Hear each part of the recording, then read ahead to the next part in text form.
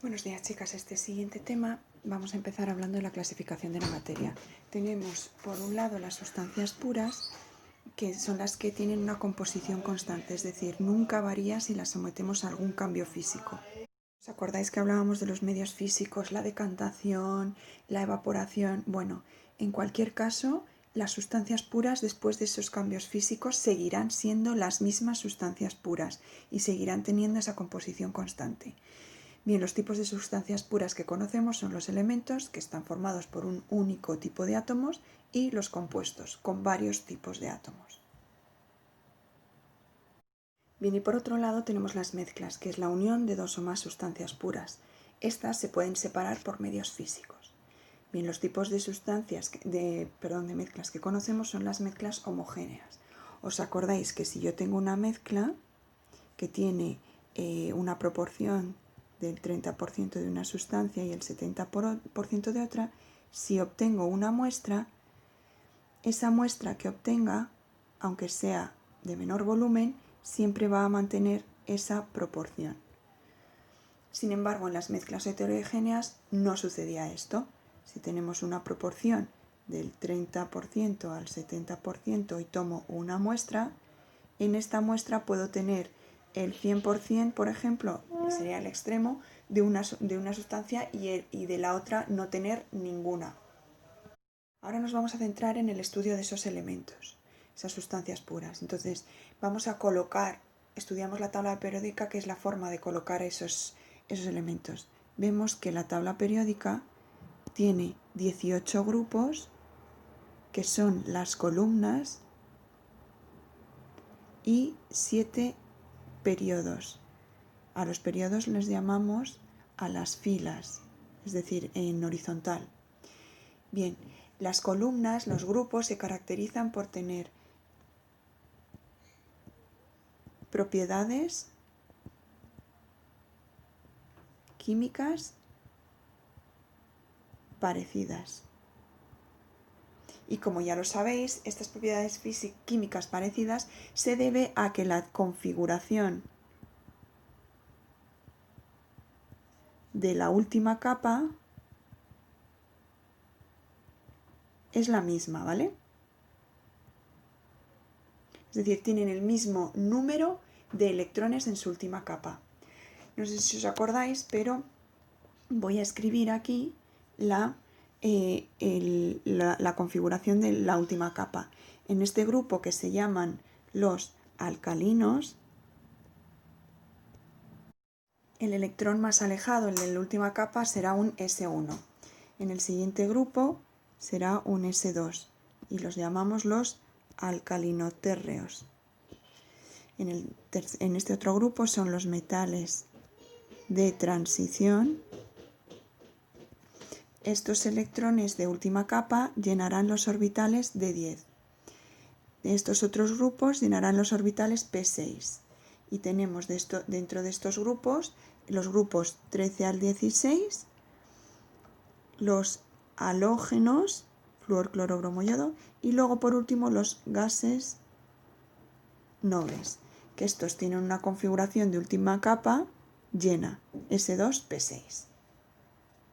Entonces, dentro de un mismo grupo se pasa dentro de un mismo grupo, una columna o un grupo, se pasa de un elemento a otro aumentando una capa, ¿vale? Entonces, según avanzamos hacia abajo, aumenta una capa, ¿de acuerdo?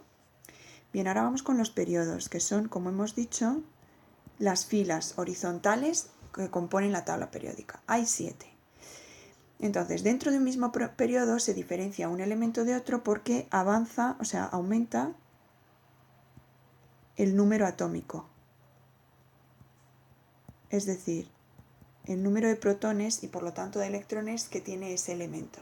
Entonces, si yo tengo, como veis, en un periodo, el primero es un alcalino, su último electrón ha entrado en un orbital S y hay un único electrón.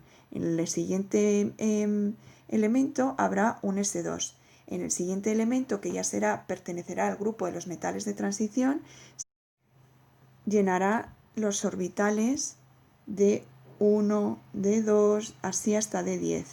¿De acuerdo? Entonces luego ya en el siguiente entramos en el grupo en los grupos 13 y 16, ya llenarán los orbitales P1 y así sucesivamente. Es decir, que según avanzamos hacia la derecha en el periodo, hacia la derecha, aumenta el número atómico. Bien, dentro de un mismo periodo todos los elementos tienen el mismo número de capas, igual número de capas. Bien, es decir, estamos hablando en el ejemplo anterior que están todos en la capa, por ejemplo, ponte la capa 3, pues 3S1, 3S2, 3D1, 3D2, 3D, 3D10, 3P1, 3P, hasta llegar al 3P6. ¿De acuerdo? Todos tienen el mismo número de capas. Bien, a lo largo, una cosa que tenéis que saber es que a lo largo de los periodos la misma propiedad físico-química aumenta de forma parecida, ¿vale?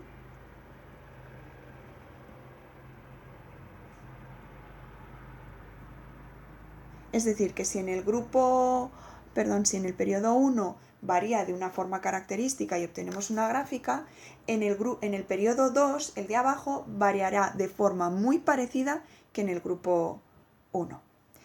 Bien, ahora vamos a hablar de los metales y los no metales. Sabéis que aquí os he hablado de que hay una especie de escalerita que divide, ¿de acuerdo? Que divide la tabla periódica en dos. Entonces, de esta escalerita hacia este lado, hablamos de que son los elementos metálicos, ¿de acuerdo? Y de esta escalerita para el otro lado, los elementos no metálicos. Y así decimos que el carácter metálico en la tabla periódica aumenta de forma según avanzo en el grupo hacia abajo y según avanzo en el periodo hacia la izquierda. ¿De acuerdo? En cuanto a las propiedades dentro de esas familias, podemos decir que los alcalinos son muy reactivos. ¿Por qué? Porque tienden a soltar ese electrón que tienden a cederlo. Y entonces a veces incluso son explosivos. Bien, por esta razón no existen libres en la naturaleza. Los alcalinotérreos son también bastante reactivos, aunque menos que los anteriores. Y por eso tampoco existen libres en la naturaleza. Bien, los metales de transición son rígidos, son más fuertes, tienen puntos de fusión altos. Esta familia de elementos, recordamos que tienen elementos metálicos y no metálicos. Entonces, las propiedades físicas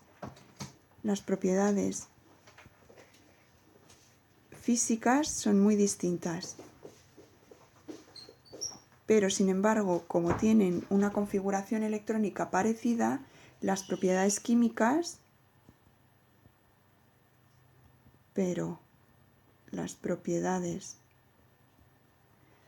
son parecidas. Bien. Este grupo de los halógenos se caracteriza por ser un grupo muy reactivo, porque tienen mucha electronegatividad, es decir, tienden a ganar electrones. Vemos que sus configuraciones electrónicas acaban en P1, P2, así hasta P5, y entonces necesitan mucho un electrón o varios para llegar a la configuración de gas noble de P6, ¿os acordáis? Bien, entonces suelen reaccionar con los elementos alcalinos o alcalinotérreos, es decir, con metales, y dan lugar a las sales. Bien, los gases nobles, como tienen esa configuración de S2P6, 8 electrones en su última capa, no reaccionan con ningún elemento y suelen estar en estado gaseoso. Bien, en la tabla periódica nos he hablado antes de un grupo que viene ahí abajo al final del todo, que son una familia, que son los actínidos y lantánidos. Bien, estos son los elementos que llenan los orbitales F14. Son 14 grupos, y, es decir, 14 columnas, y son elementos muy pesados, que tienen pocos isótopos y son muy inestables, entonces tampoco se estudian mucho, pero bueno, que lo sepáis. Bien, hemos hablado de la tabla periódica, es decir, de los elementos, las sustancias puras que son elementos, y ahora vamos a hablar de los compuestos. Bien, los compuestos los conocemos por su fórmula química, que es un nombre, HCl, cloruro de hidrógeno, H2O, es una forma de expresar la composición de una sustancia pura. Es decir, decimos que hay una sustancia, una molécula que tiene 2 átomos de hidrógeno y 1 de oxígeno, o 1 de hidrógeno y 1 de cloro. Bien, entonces, dentro de los compuestos podemos hablar de sustancias moleculares, que son aquellas que son unas moléculas unidas entre sí, ¿vale? Entonces las moléculas pueden ser monoatómicas si están compuestas por un solo átomo, o poliatómicas, es decir, si son diatómicas, triatómicas, etc. Bien, estas sustancias moleculares pueden ser tanto elementos como compuestos. Luego hay otro tipo de sustancias que les llamamos reticulares. Reti viene de red. Bien, entonces son redes cristalinas. Son cristales que pueden ser originados por enlaces iónicos, metálicos y covalentes, y que son un número indefinido de átomos. Es decir, tengo una red puesta y entonces no te voy a definir el número de átomos que hay en cada centímetro cuadrado. Simplemente digo que tiene unas proporciones fijas, es decir, el fluoruro de calcio tiene una proporción física y una disposición espacial determinada. Es decir, por cada átomo de calcio, hay 2 de flúor.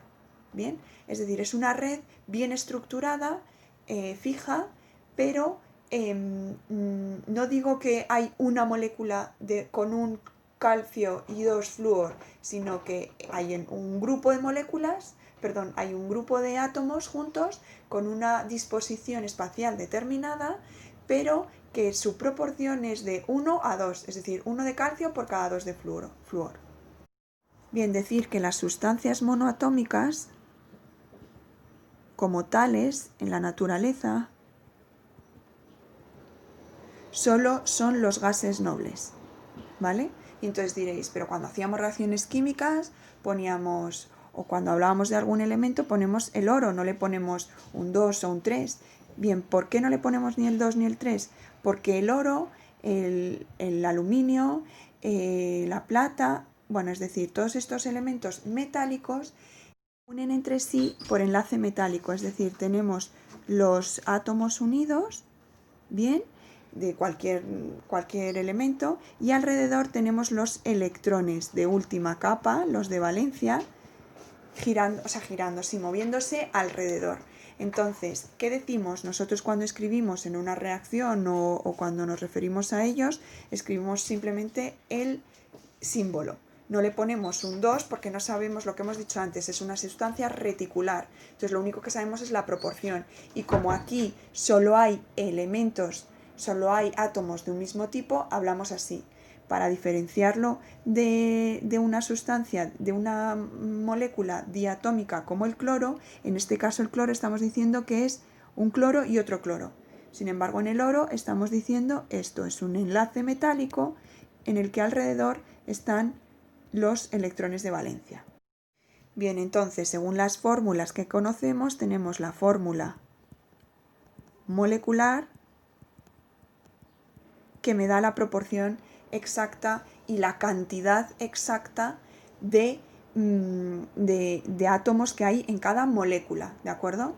Normalmente son moléculas, normalmente no, todas las moléculas están unidas por enlaces covalentes. Bien, entonces recordad que es entre elementos no metálicos. Entonces, estas moléculas se caracterizan por tener unas fuerzas intermoleculares, es decir, las fuerzas que unen esas moléculas son débiles, ¿vale? Y entonces por eso los puntos de fusión y ebullición, es decir, que pase de estado líquido a gaseoso, o el punto de ebullición es ese, o que pase de sólido a líquido, son bajos por lo general, ¿vale? Puntos de fusión y ebullición bajos. Tampoco conducen electricidad.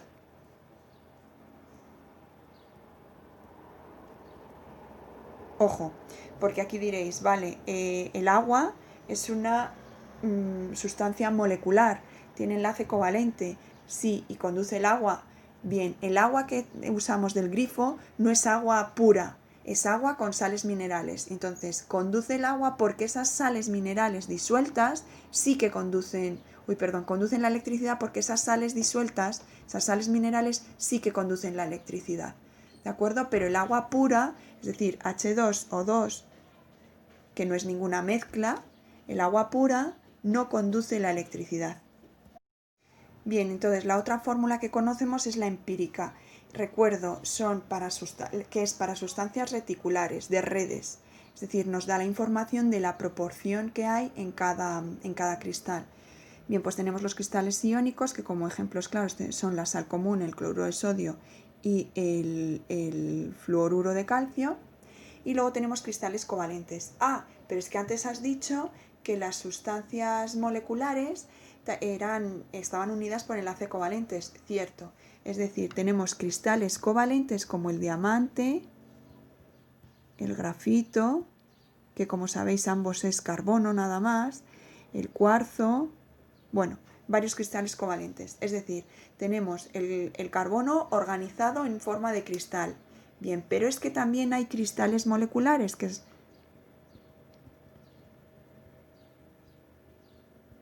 ¿Y cómo decimos que es esto? Bien, hemos hablado de una sustancia molecular como es el agua, sustancia molecular, pero esta sustancia molecular tiene la peculiaridad que a determinadas condiciones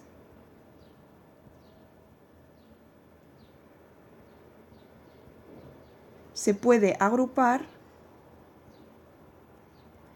en forma de cristales moleculares.